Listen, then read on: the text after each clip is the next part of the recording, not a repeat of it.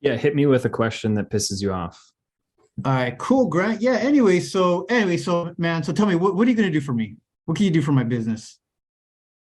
Well, to be perfectly frank with you, Omar, I mean, I'm not necessarily even sure yet that I can help. Um, Maybe you've seen we have a really great track record of results, but the main reason for that is not just the years of experience we have, but it's that we're really selective about only working with people that we know we can help. Um, do you mind just providing a little bit more clarity on your specific situation so that I can see if we would even be a fit? Okay, well, I'm getting leads here and there, and it's like I've talked to a couple other people as well, and everybody's doing social media, and I mean I know I need to do that, but again, I just need to know.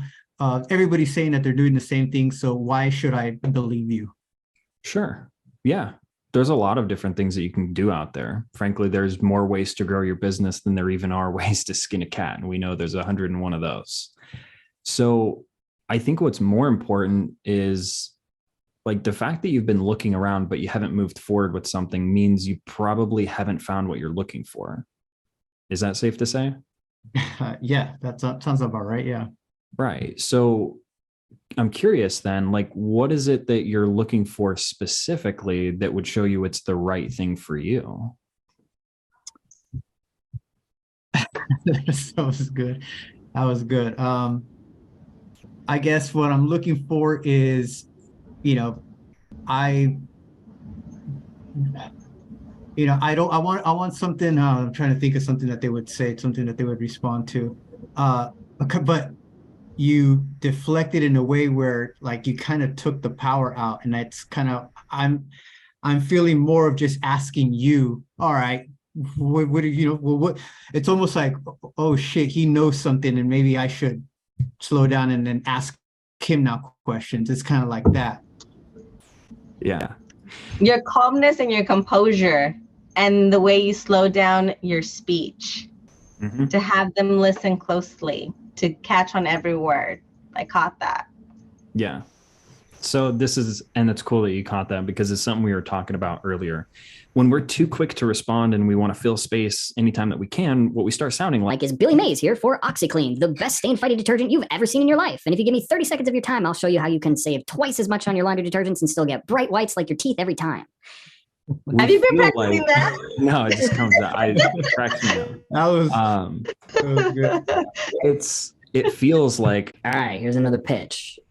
right. Yeah. And so automatically, because we live in the information age where we are pitched, I don't even know what the statistics are, but scroll through your Facebook for 10 minutes and tell me how many times you see an ad asking you to buy something. Like we have our defenses up just subconsciously to that now, because otherwise we would be buying things all day. So when that's the case, we can't sound like a typical salesperson. In marketing and in sales, being different is better than being better. So if we sound different, like, well, candidly, John, at this point, I'm not even sure that I can help you. Um, to be clear, we work with a variety of companies in your industry. We have a great track record of success, but the only reason for that really is that we work with people that we're 100% sure we can get results for. I'm not willing to take your money if I can't say 100% that we'll get a return. So, do you mind if I ask you a few more questions to suss out whether or not we'd even be a fit? Like that right there, where I'm almost doing a takeaway, will draw you in. You're like, well, that's different. Yeah, that's refreshing. Cool. Let me tell you about it. Same thing with the competition angle. Like, we don't ever want to get boxed in ourselves as trying to justify why we're great. It never works. We're like, well, we're the best in the industry. Like, yeah, sure. I've heard that on every other call I've ever taken. And even worse is if we like trash talk our competition. Well, how are you different than Joe Schmo up the street? Oh, well, Joe sucks. I've heard he doesn't even take good care of his customers. That automatically puts us in an inferior posture, because why would I say that if I'm like, why would I say that? At the end of the day, usually that gives the impression that I'm afraid of Joe. Like I view him as actual competition. I'd be like, well, candidly, I've never worked with Joe, so I don't really know what things look like behind the scenes. Have you? No, I haven't. Okay. Well, all that I know is that our customers' success is our number one priority. So I tend to be pretty tunnel visioned on just doing whatever it's going to take to get them great results. I can share with you a little bit about specifically what we do, but just to make sure that's even appropriate, what is it that you're looking for specifically? And now they can tell us. And of course, what they're looking for, I'm going to say we do exactly that. Or It almost feels like you're having them qualify themselves to work with you. In a subtle way. Because like the old Dan Locke approach that is super off-putting is like, I won't do the accent. I wanted to, but I'm not. But he's like, he's like, let me tell you how the call's going to go, and I'll tell you if we would be willing to give you an invitation to work with us. Right? Like the super superior frame only works with people who view themselves already as inferior.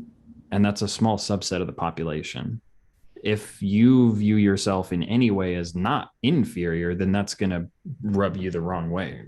Who the fuck do you think you are? I'm the one with money and you want it from me. So I have the position of power. So yeah, there's subtle ways that we can do that.